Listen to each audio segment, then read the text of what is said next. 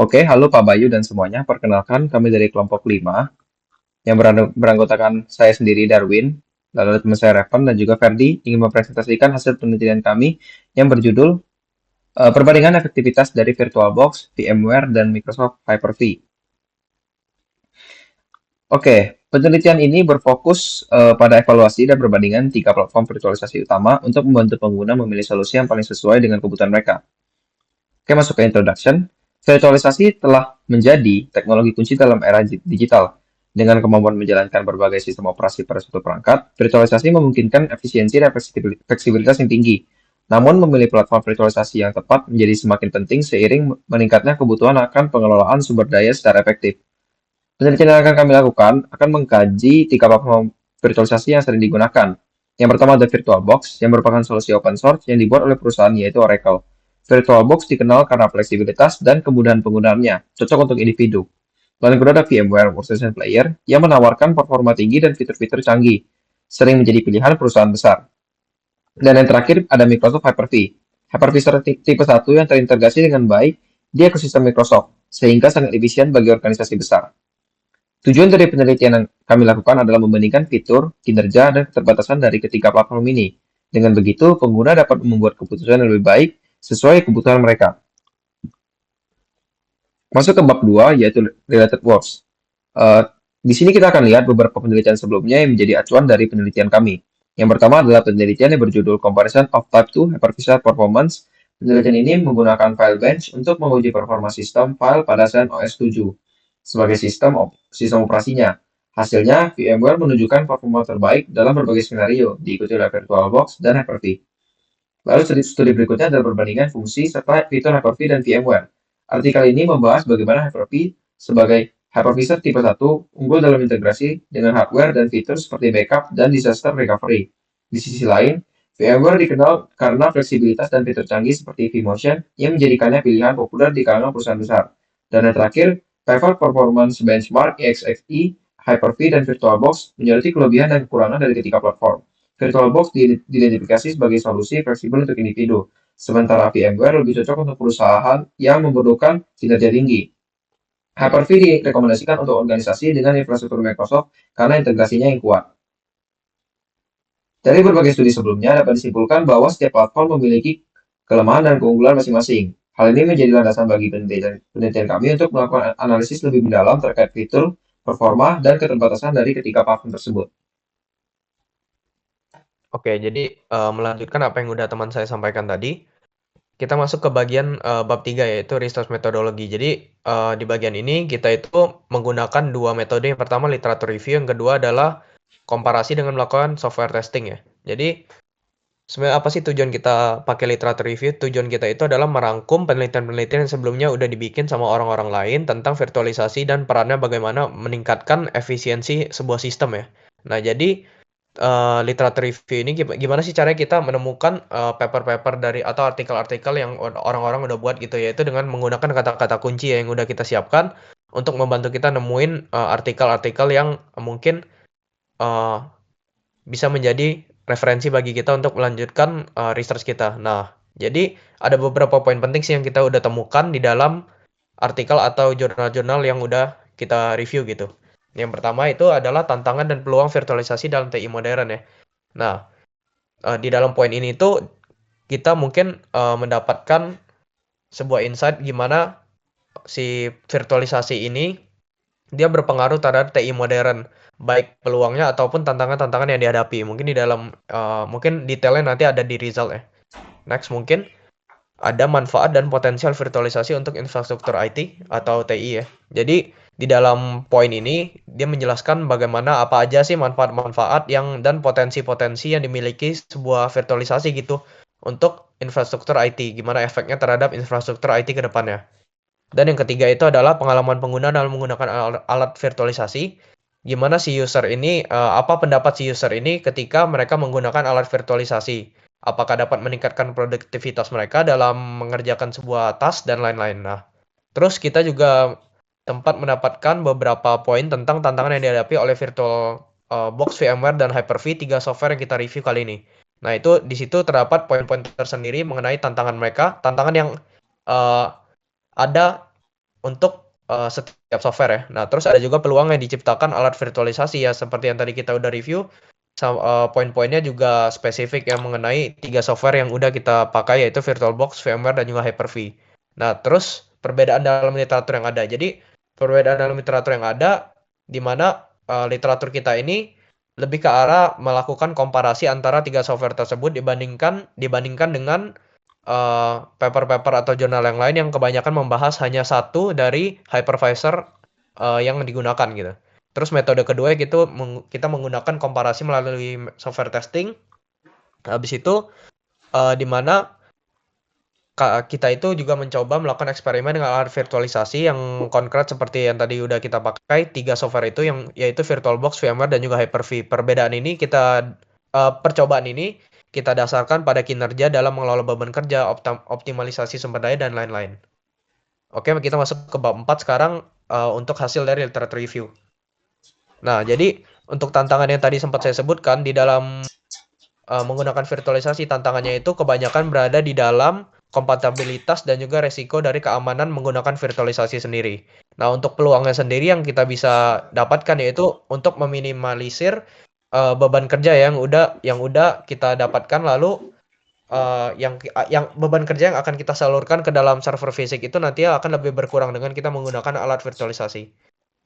Nah, terus dari sisi manfaatnya juga dia meningkatkan skalabilitas dan efisiensi dalam sebuah sistem ya, terus juga mengurangi biaya operasional dan lain-lain sih, masih banyak juga. Tentunya juga mengurangi beban kerja terhadap server fisik. Nah, terus untuk pengalaman pengguna sendiri, alat virtualisasi ini juga meningkatkan produktivitas berlipat ganda ya untuk para user ataupun para klien yang memakai alat virtualisasi. Boleh di scroll next. Oke, untuk tantangan khusus dari platform virtualisasi ini sendiri, untuk VirtualBox sendiri meskipun dia open source namun tetap memiliki tantangan tersendiri untuk beban kerja yang cenderung berat ya nanti. Dia bakal kelihatan tantangannya karena dia tuh sifatnya masih di host dan juga keterbatasan ini tuh dapat mempengaruhi pengguna untuk membutuhkan lingkungan yang berkinerja tinggi. Terus untuk VMware sendiri, dia juga lebih terorientasi ke kelas perusahaan, jadi tidak terlalu bisa digunakan untuk organisasi skala kecil karena biayanya itu lumayan besar untuk lisensinya. Untuk Hyper-V sendiri dia tuh lebih ke arah Microsoft oriented dan untuk non Windows kurang direkomendasikan. Nah, untuk perbedaan dalam literatur sama seperti yang saya sudah sampaikan di bab 3 itu literatur kita lebih mengarah kepada komparasi ketiga software dibandingkan hanya satu. Untuk resultnya mungkin dilanjutkan oleh teman saya. Oke, lalu untuk komparasi melalui software testing mungkin cepat saja.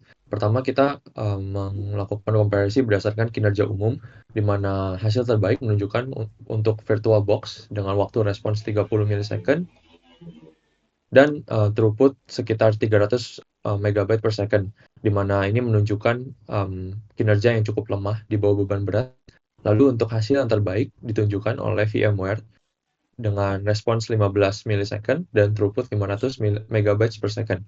Lalu untuk hasil yang tengah, yang mediocre yaitu Hyper-V, di mana responsnya adalah 25 millisecond dengan throughput 400 megabytes per second.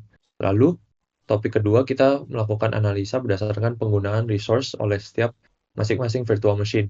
Pertama VMware, yaitu dengan efisiensi CPU 90%, di mana ini cocok untuk banyak virtual machine dijalankan secara bersamaan. Lalu VirtualBox dengan efisiensi CPU 70%, dan ini menunjukkan bahwa virtual machine ini lumayan berat untuk multitasking, sehingga tidak mengizinkan terlalu banyak aktivitas di luar perjalanan virtual machine ini. Lalu Hyper-V dengan efisiensi CPU 80%. Nah, ini sebenarnya masalahnya lebih ke keterbatasan yang tadi disebut oleh teman saya, di mana aksesibilitas Hyper-V ini hanya tertutup untuk pengguna Windows, sehingga pengguna non-Windows tidak dapat mengakses virtual machine ini. Lalu terakhir kita juga menganalisa berdasarkan fiturnya masing-masing. Nah, pertama untuk VMware, ini terkategori canggih karena dengan adanya fitur-fitur seperti vMotion dan High Availability yang membantu virtual machine ini untuk menjadi lebih unggul daripada virtual machine lainnya. Lalu VirtualBox yaitu dengan fitur-fiturnya di mana dikategorikan mudah digunakan, tapi fitur-fitur yang diberikan itu hanyalah fitur-fitur dasar sehingga tidak terlalu menonjol.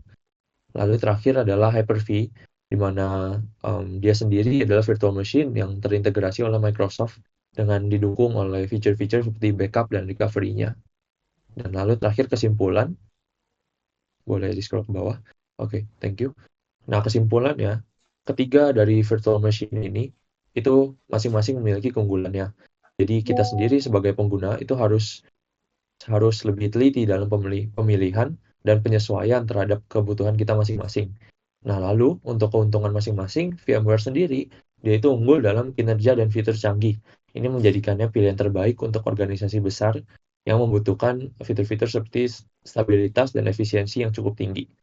Lalu untuk VirtualBox, dia itu lebih cocok untuk pengguna individu atau developer kecil karena sifatnya itu open source dan sangat mudah diakses. Lalu untuk Hyper-V sendiri, dia itu ideal untuk pengguna di ekosistem Microsoft, tapi tidak fleksibel untuk sistem operasi lainnya seperti macOS atau Linux.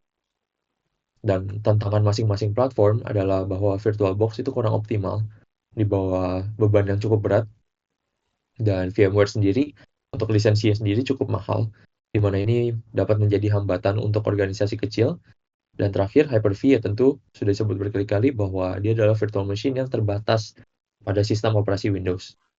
Dan terakhir untuk menutup, bahwa kita sebagai user itu sangat penting untuk memahami karakteristik masing-masing virtual machine, karena dengan pemilihan yang tepat, organisasi atau pengguna gitu, kita dapat mengoptimalkan efisiensi operasional dan juga memaksimalkan potensi sumber daya IT kita.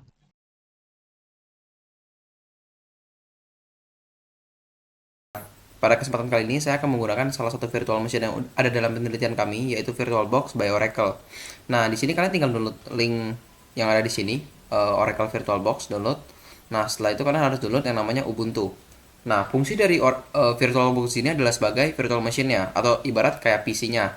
Nah, sedangkan Ubuntu itu berperan sebagai OS-nya atau operating system yang akan berjalan di dalam virtual machine kita. Nah, setelah kita download, akan muncul tampilan seperti ini, di mana ada beberapa menu, yaitu kita bisa membuat virtual machine baru, terus juga bisa menambahkan virtual machine yang ada dalam folder kita, terus ada pengaturan dan juga ada mulai. Nah, di sini kenapa saya ada mulai? Karena di sebelumnya saya udah pernah mencoba bikin virtual machine-nya yang saya namakan TestOS. Namun jika belum pernah bikin virtual machine sama sekali, itu kalian tinggal pencet yang namanya baru atau new. Nah, di sini tinggal masukin namanya, misalkan test VM. Nah, untuk image ISO-nya kalian tinggal pilih file Ubuntu yang udah tadi kalian download dan kalian save di mana. Nah, setelah itu klik lanjut. Nah, lalu kalau ini saya ngikutin defaultnya aja, nama penggunanya VBox user dan kata sandinya change me. Oke, ketika kita klik lanjut akan diminta oleh si VirtualBox-nya ini kita mau alokasikan berapa untuk RAM-nya. Nah, alokasi RAM ini lebih ke nyesuaiin ke laptop kalian masing-masing. Contohnya kalau laptop saya kan RAM-nya 8 nih. Nah, saya akan menggunakan 4 GB RAM sebagai RAM di virtual machine saya. Nah, saran dari saya itu kalau ingin mengset RAM-nya jangan lebih dari garis hijau atau jangan lebih dari setengah dari total RAM yang perangkat kalian punya. Nah, lalu untuk prosesornya saya akan buat untuk 4 core. Lalu kita klik lanjut. Nah, ada hard disk di sini. Di sini fungsinya adalah sebagai storage. Berapa storage yang ingin kalian alokasikan di virtual machine kalian.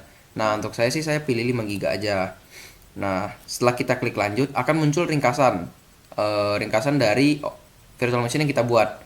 Nah, ketika kita klik selesai akan menjalankan langsung virtual machine-nya. Nah, kebetulan karena saya udah punya virtual machine-nya, jadi saya tinggal pilih virtual machine saya, lalu saya klik mulai. Nah, di sini saya akan menjalankan virtual machine saya. Lagi loading, menghidupkan VM.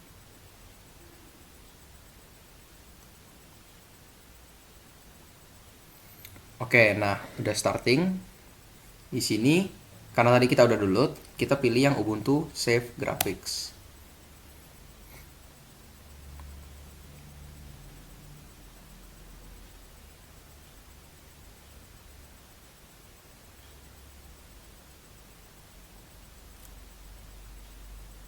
Nah, ini akan loading.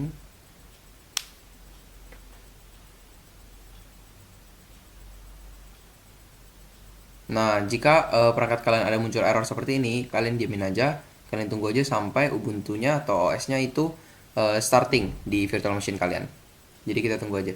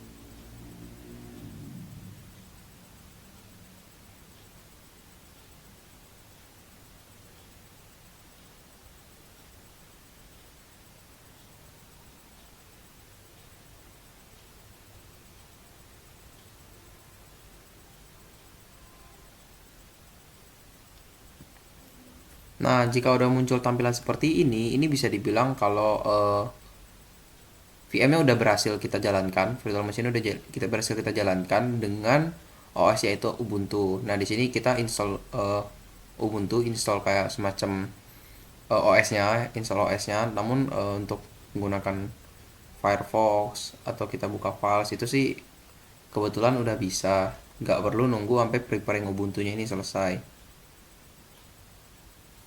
Sebentar.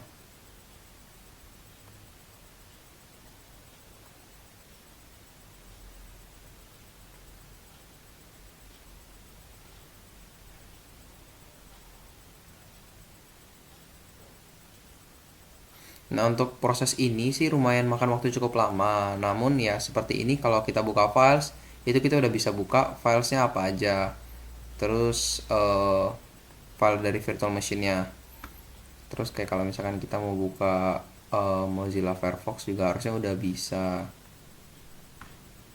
Nah, seperti ini. Nah, jadi itu kira-kira mungkin tutorial dari saya bagaimana cara menggunakan virtual machine, yaitu VirtualBox. Sekian dari saya, terima kasih.